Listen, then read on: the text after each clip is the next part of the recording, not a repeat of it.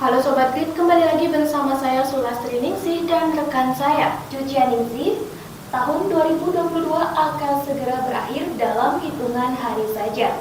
Sebentar lagi kita akan menyambut lembaran baru di tahun 2023. Jika melihat kilas balik 1 tahun terakhir, ada banyak peristiwa di Indonesia yang telah terjadi. Suka dan duka telah dilalui sepanjang tahun 2022. Beragam peristiwa tersebut dapat menjadi sebuah pembelajaran dan juga bahan evaluasi untuk semua pihak. Berikut kami sampaikan kembali kilas balik peristiwa dan bencana yang menimpa tanah air di tahun 2022.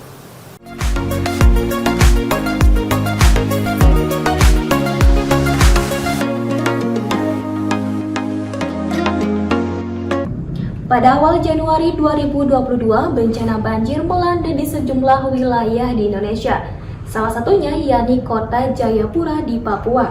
Selain itu juga banjir melanda di sejumlah wilayah lainnya. Berikut berita selengkapnya. Awal Januari 2022, bencana banjir melanda di sejumlah distrik kota Jayapura, Papua pada Jumat 7 Januari 2022. Dilansir dari kompas.com, banjir yang terjadi turut merendam sejumlah fasilitas umum, seperti kantor gubernur dan rumah sakit.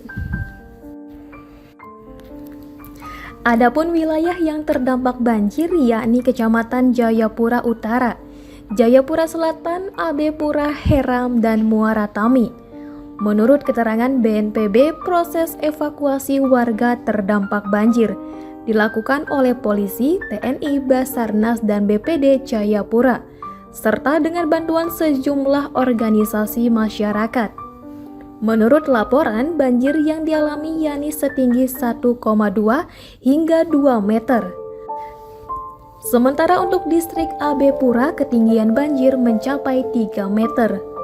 Akibat banjir ada 6 korban jiwa yang meninggal dan 500 warga harus mengungsi.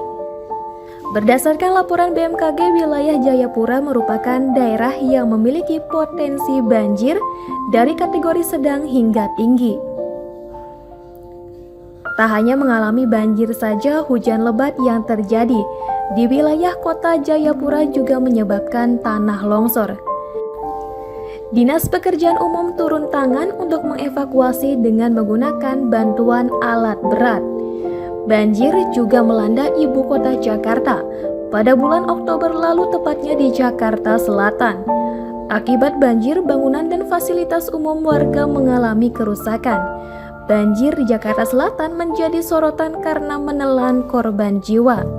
Tragedi tersebut bermula ketika banjir melanda daerah Pondok Labu, Cilandak, Jakarta Selatan pada Kamis siang 6 Oktober 2022.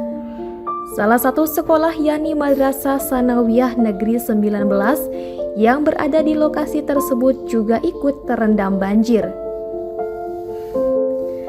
Hujan deras tersebut membuat air aliran Kali Krukut meluap dan mengakibatkan banjir di MTS Negeri 9 serta pemukiman warga yang berada di sampingnya. Sementara itu, beberapa pelajar MTS Negeri 9 yang saat itu tak ada jam belajar nekat keluar kelas. Mereka bermain hujan hingga banjir yang merendam sekolah. Dalam video amatir yang beredar di media sosial, para siswa sedang bermain di panggung milik sekolah. Lokasi panggung tersebut berbatasan dengan akses jalan permukiman warga yang hanya dibatasi oleh dinding. Hujan deras yang melanda membuat tembok pembatas bangunan sekolah menjadi roboh, yang mana kemudian menimpa siswa yang sedang bermain. Tembok tersebut disebut terdorong dinding pembatas antara sekolah dan permukiman warga yang roboh lebih awal. Akibat dinding yang roboh, terdapat 3 siswa yang meninggal dunia dan 3 lainnya mengalami luka-luka. Peristiwa naas tersebut mengundang banyak warga yang ingin melihat. Proses evakuasi pun dilakukan dengan bantuan petugas pemadam kebakaran, Badan Penanggulangan Bencana Daerah DKI Jakarta, Sumber Daya Air dan Palang Merah Indonesia. Selanjutnya masih melekat dalam ingatan. Kejadian yang menelan ratusan korban jiwa di Stadion Kanjuruhan, Malang, Jawa Timur. Tragedi ini menjadi duka mendalam bagi sepak bola tanah air. Berikut video selengkapnya. Pihak kepolisian akhirnya ungkap alasan terpaksa lemparkan gas air mata dalam tragedi Stadion Kanjuruhan, Malang. Ya, sebelumnya telah diberitakan terjadi kerusuhan di Stadion Kanjuruhan Malang, Jawa Timur pada Sabtu 1 Oktober 2022 malam. Mirisnya tragedi kerusuhan di Stadion Kanjuruhan Malang itu menelan ratusan korban jiwa. Berdasarkan kabar yang beredar, gas air mata menjadi salah satu penyebab mengapa banyak korban yang meninggal dunia. Dilansir dari suryamalang.com, tragedi kerusuhan di Stadion Kanjuruhan itu terjadi seusai laga panas Arema FC melawan Persebaya Surabaya. Kapolda Jawa Timur Irjen Pol Niko Afinta mengungkapkan tragedi tersebut diduga dipicu karena rasa kekecewaan sejumlah supporter Aremania.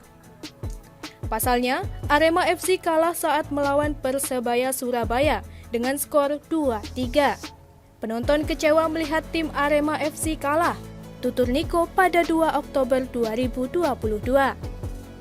Apalagi, ini sebelumnya Arema FC tidak pernah kalah di kandang sendiri melawan Persebaya dalam beberapa tahun terakhir. Niko juga mengatakan motif para Aremania yang turun ke lapangan juga dengan maksud berusaha mencari pemain dan ofisial Arema FC. Mereka bermaksud menanyakan ke pemain dan ofisial kenapa sampai kalah melawan Persebaya, ungkap Niko. Guna menghalau kerusuhan, petugas keamanan pun melakukan upaya-upaya pencegahan. Salah satunya dengan menembakkan gas air mata. Irjen Pol Niko Afinta juga mengungkapkan alasan petugas keamanan terpaksa melemparkan gas air mata ke gerombolan supporter. Dikutip dari Kompas TV, Irjen Pol Niko mengatakan polisi berusaha untuk menghalau serangan supporter yang berbuat anarkis dengan menembakkan gas air mata. Akibat penembakan gas air mata tersebut, para supporter pun berlarian menuju ke salah satu titik di pintu 12 Stadion Kanjuruhan. Niko mengatakan supporter yang panik membuat area pintu tersebut mengalami penumpukan. Akibatnya banyak yang mengalami sesak nafas. Saat terjadi penumpukan, itulah banyak yang mengalami sesak napas.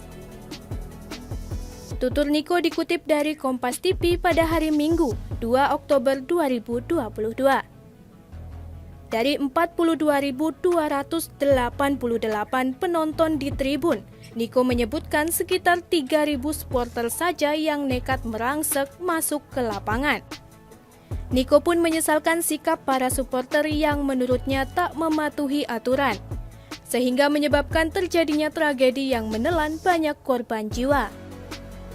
Dari kejadian tersebut, diketahui terdapat 127 korban meninggal dunia dan 180 orang dirawat di rumah sakit. Gempa berkekuatan 5,6 magnitudo menghantam Kabupaten Cianjur, Jawa Barat pada akhir November 2022. Akibat gempa tersebut, ratusan orang meregang nyawa, mengalami luka-luka, dan kehilangan tempat tinggal. Berikut kami sajikan dalam kilas balik berikut ini.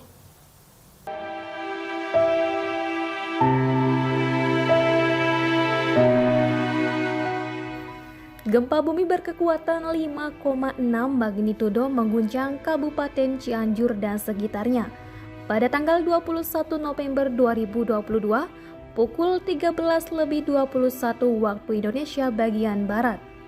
Berdasarkan laporan BMKG, terdapat gempa susulan sebanyak 140 kali hingga tanggal 22 November. Sementara itu hingga 2 Desember 2022 dilansir dari kompas.com, terdapat 373 gempa susulan. Akibat gempa tersebut, korban meninggal dunia mencapai 327 orang. Sementara untuk total korban luka berat yang masih dirawat di rumah sakit wilayah Cianjur, masih ada 68 warga dan beberapa lainnya sudah keluar rumah sakit dan menjalani rawat jalan. Total pengungsi gempa Cianjur hingga kini berjumlah 180.720 jiwa. Dilansir dari BMKG, gempa Cianjur disebabkan oleh adanya patahan yang dinamakan patahan Cugenang. Patahan tersebut teridentifikasi berada di Kecamatan Cugenang dengan panjang hingga 9 km. Patahan Cugenang mengarah ke barat Laut Tenggara dan melintasi 9 desa di 2 kecamatan. Adapun 9 desa yang dilintasi garis patahan Cugenang, yakni Desa Ciherang, Ciputri, Ciberem, Nyalindung, Mangunkerta, Sarampat, Cibulakan, dan Desa Benjot yang berlokasi di Kecamatan Cugenang. Sudah 1 bulan berlalu, pemerintah Kabupaten Cianjur mengungkapkan jika kondisi gempa sudah melemah.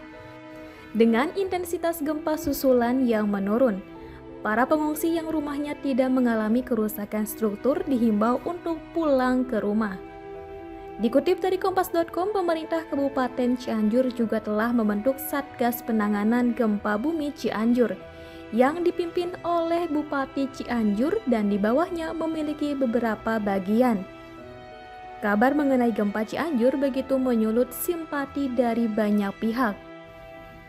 Banyak bantuan yang telah diturunkan untuk para korban gempa. Tak hanya dari dalam negeri saja, gempa Cianjur juga menyita perhatian dari sejumlah publik figur dunia dan negara sahabat. Adapun terdapat banyak publik figur tanah air yang memberikan bantuan, yakni diantaranya ada Ashanty, Lesti Kejora, Natalie Holzer, Raffi Ahmad, dan masih banyak lagi.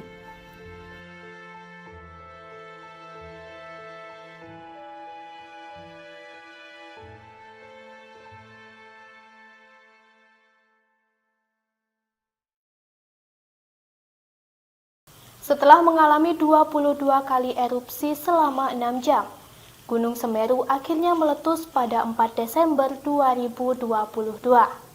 Letusan itu mengakibatkan lava dan awan panas mengguyur sejumlah wilayah di sekitarnya. Berikut berita selengkapnya.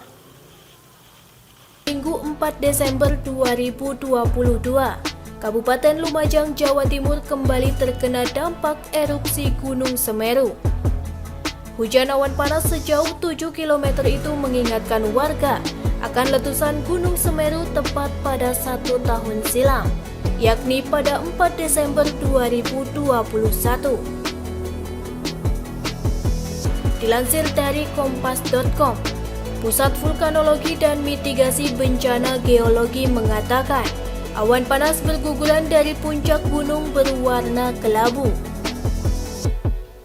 Awan panas tersebut berasal dari tumpukan lidah lava yang berada sekitar 800 meter dari puncak atau kawah Jonggring Seloko. Bahkan letusan Gunung Semeru itu menyebabkan gempa awan panas dan gempa letusan sebanyak 13 kali. Akibatnya beberapa wilayah sekitar pun tertimbun guguran material dan awan panas. Salah satunya yakni Dusun Kajar Kuning, Lumajang, Jawa Timur. Dusun Kajar Kuning, Lumajang, Jawa Timur dikabarkan tertimbun awan panas hingga ketebalan 3 meter. Muntahan lahar panas Gunung Semeru juga mengakibatkan 2 jembatan dan rumah warga di Dusun Kajar Kuning roboh. Setidaknya terdapat 2.219 warga yang telah mengungsi. Para warga mengungsi di berbagai tempat yang telah disediakan. Bencana alam itu juga mengakibatkan jalur Lumajang ke Kota Malang terputus. Hal itu terjadi dikarenakan adanya muntahan awan panas dari Gunung Semeru. Sementara itu pada 19 Desember 2022, petugas pos pantau Gunung Api Semeru mengatakan gunung tersebut kembali bererupsi. Juga terdengar suara gemuruh dari kawah 1 kali. Tutur Yadi Yuliandi, petugas pos pantau Gunung Api Semeru. Yadi pun menghimbau agar warga tak merasa panik dan tidak beraktivitas dalam radius 13 km dari puncak Gunung Semeru. Selain itu, warga juga diminta untuk selalu waspada terhadap lemparan batu pijar dari Gunung Semeru. Bila kita amati kembali peristiwa dan bencana alam yang terjadi di tanah air dalam kurun waktu 1 tahun terakhir, tentu menjadi sebuah alarm bagi semua pihak. Agar kejadian tersebut tidak terulang kembali atau dapat dicegah dengan sistem yang lebih baik lagi. Itu dia Sobat Grid, peristiwa dan bencana alam yang terjadi sepanjang tahun 2022. Saya Sulastri Ningsih dan rekan saya, Cucia Ningsih, kami berdua pamit undur diri.